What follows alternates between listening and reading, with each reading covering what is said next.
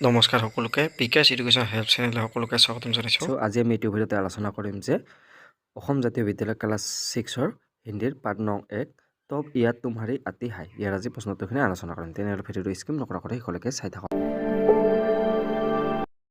ভিডিঅ'টো আৰম্ভ কৰাৰ আগতে এটা কথা কৈ থওঁ যে যিসকলে ফাৰ্ষ্ট পাৰ্টৰ ভিডিঅ'খিনি চোৱা নাই অৰ্থাৎ 1ৰ পৰা 4 নম্বৰ প্ৰশ্ন উত্তৰখিনি চোৱা নাই ভিডিঅ' লিংক ডিছক্ৰিপশ্যনত দিয়া আছে, তাতে আপোনালোকে গৈ চাব পাৰিব। আজি এইটো ভিডিঅ'ত আমি পঢ়িম যে 5 নম্বৰ প্ৰশ্নৰ পৰা 5 নম্বৰ প্ৰশ্নটো দিয়া আছে যে কিন পক্তিও সে পতা চলনা হাই কৈছে যে কোন কেইটা শাৰীৰ পৰা জানিব পাৰি। ইয়াতে প্ৰথম 1 নম্বৰ প্ৰশ্নটো দিয়া আছে যে আমাৰ কবি কা দিল আনন্দ মে জগ জাতা হাই কৈছে যে কবিৰ অন্তৰ আনন্দত জাগি উঠে।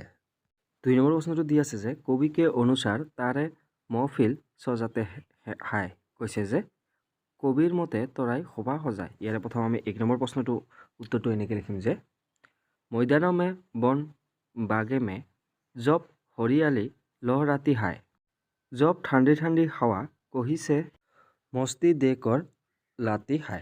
এইখিনি লিখিলে হৈ যাব। তাৰপিছত 2 নম্বৰ উত্তৰটো ঠিক একেদৰে লিখিম যে চুপচাপ চম করতে तारों की महफिल जब रात सजाती है जब सात शान में उठता है दिल की दुनिया जग जाती है। এইখিনি লিখিলে হৈ যাব। তাৰপিছৰ প্ৰশ্নখিনি আমাৰ দিয়া আছে ইয়াৰ তাৰপিছৰ প্ৰশ্নখিনি আমাৰ দিয়া আছে যে সমানাৰ্থী শব্দ লিখ অৰ্থাৎ সমাৰ্থক শব্দ লিখা। ইয়াৰে প্ৰথমটো দিয়া আছে আমাৰ খুশি, তাৰ অৰ্থ হৈছে যে আনন্দ। তাৰপিছত চিৰিয়া মানে হৈছে পক্ষী।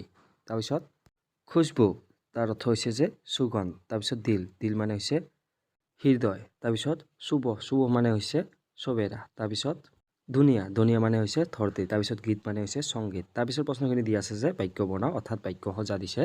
ইয়াৰে প্ৰথম দিয়া আছে আমাৰ লহৰ, তাৰপিছত বোধ দিয়া আছে, তাৰপিছত মুস্কৰানা, তাৰপিছত হৰিয়ালি মহফিল, তাৰপিছত স্বদেশ।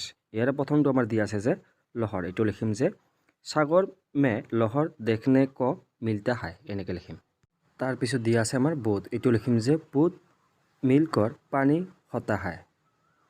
তাৰপিছত মুস্কৰানা, এইটো লিখিম যে কলিও কি মুস্কৰানা আচ্ছা লাগতা হাই। তাৰপিছত হৰিয়ালি, এইটো লিখিম যে অসম কি বন হৰিয়ালি হাই এনেকৈ লিখিম।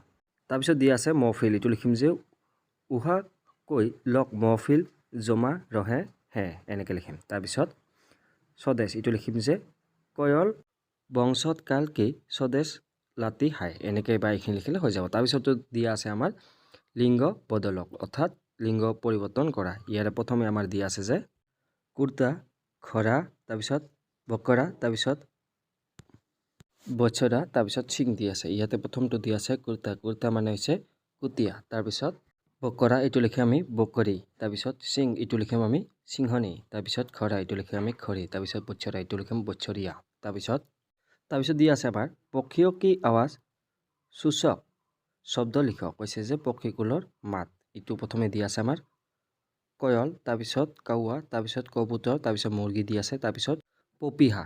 ইয়াৰে উত্তৰখিনি আমি এনেকৈ লিখিম যে কয়ল, এইটো লিখিম আমি কুকু। তাৰপিছত কাউৱা, এইটো লিখিম যে আমি কাপ। তাৰপিছত কবুতৰ, এইটো লিখিম যে কুটুৰ গু। তাৰপিছত মুৰ্গী, এইটো লিখিম যে কক। তাৰপিছত পপীহা, এইটো লিখিম আমি যে পিউ এনেকৈ বা এইখিনি লিখিলে হৈ যাব। আজিলৈ ইমানেই, আৰু ইয়াৰ আগৰ ভিডিঅ' লিংক ডিছক্ৰিপশ্যনত দিয়া আছে, তাতে আপোনালোকে গৈ চাব পাৰিব। আজিলৈ ইমানে, ধন্যবাদ।